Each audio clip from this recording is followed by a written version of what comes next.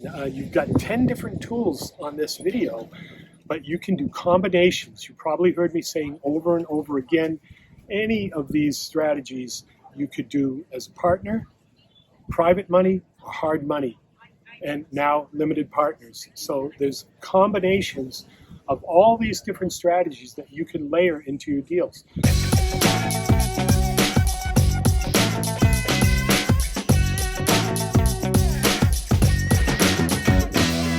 Hey there, this is Brian Lucier from the Why Not Real Estate Podcast, and we just shot this episode of 10 different tools to do low or no money down financing. And this one's a little bit longer than our usual golden nuggets. So we're going to split this one up. We're going to do 5 on the first golden nugget, and then we're going to do episode 2. We'll do 5 on the second golden nugget. So here we are at the beginning of episode 1, the first 5 low or no money down tools that you can use to buy real estate with little or no money out of your pocket. So the first thing I want to say about low or no money down investing is we're going to roll out a bunch of different strategies here, and maybe you can use one, maybe you can use a couple together. Maybe some will apply, maybe some won't apply. Every deal's different, every property's different, every buyer's different, every seller's different. So what might work for you in your area may not work for somebody else in another area. So just take note on what we're going to be talking about here, and if there's something that particularly sounds interesting to you that might work in your area or in your market, then I would really suggest to get the book, read it, and take some copious notes. We're going to just stay at a 30,000 foot overview level on this book right now, and let's jump into chapter 1. The first technique we're going to look at is owner-occupied financing. So if you are owner-occupying either a house that you're going to house hack, or a small multifamily, or a 2-3 unit, a duplex, triplex, quad, 6 unit, 12 unit, if you're going to live there, then your lender can give you some products that investors can't get. You may be able to qualify for only 3% down. There's 203K the 203K loans. You've got veteran VA loans. If you're a veteran, you might be able to qualify for really, really low down payment. There's FHA, HUD loans, all kinds of other loans that you might be able to get. So owner-occupied is a way that you can purchase a property for very, very low down payment.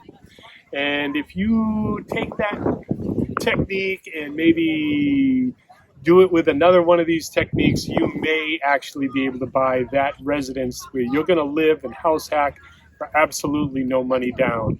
So first one we're looking at is an owner-occupied type of property. That's a rental property that you're actually going to live in the property. Because you live there, you're going to be able to qualify for different loans, and your insurance is going to be a little different too. We're not going to dive into that right now. Maybe we'll do insurance on another podcast, but that's your first tool in your tool belt, is owner financing properties. Okay, the second tactic that we're going to look at are partnerships.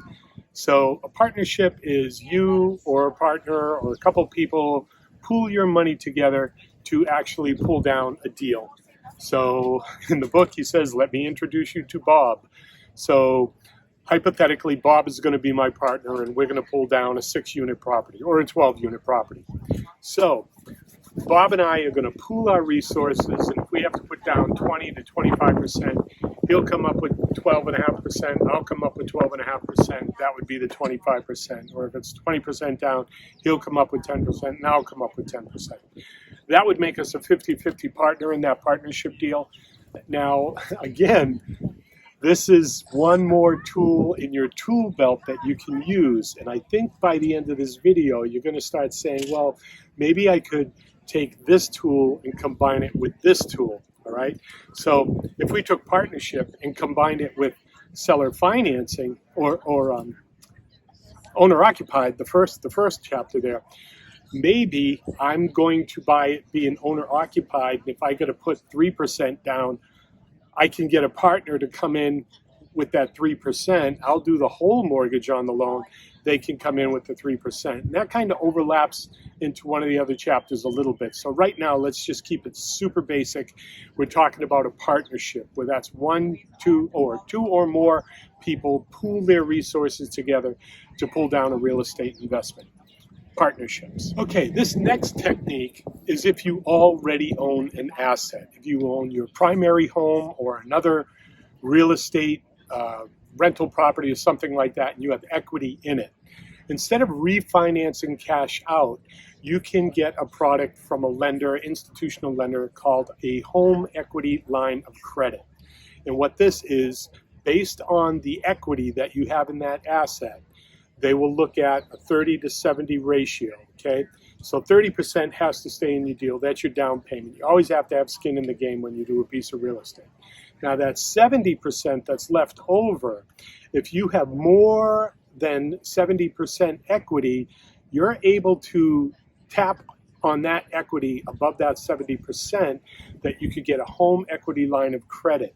And what is that? The bank is going to allow you to draw out cash on your mortgage. You may have to refinance it, but a home equity line of credit is a different beast than an actual refinance.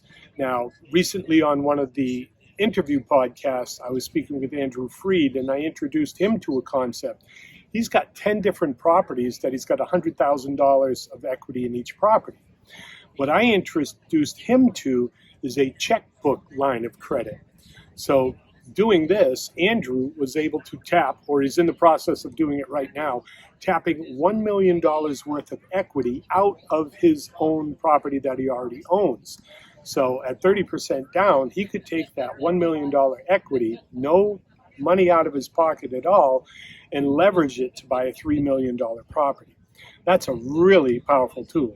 So the checkbook line of credit works like this. If you have the equity in the property, go to the note holder, go to the institutional lender that holds that note and ask them, do they have this product? Could I do a checkbook line of credit?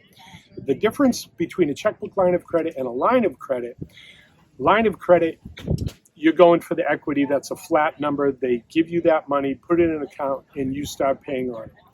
Andrew actually told me there's line of credits out there where you could defer interest for 12 months or 24 months. You have to ask.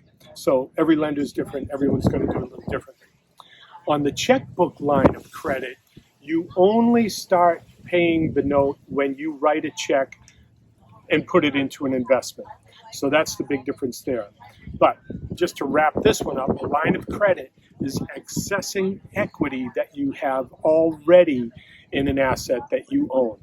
So that's a line of credit, or could be a checkbook line of credit. The next strategy we're going to look at is hard money lenders.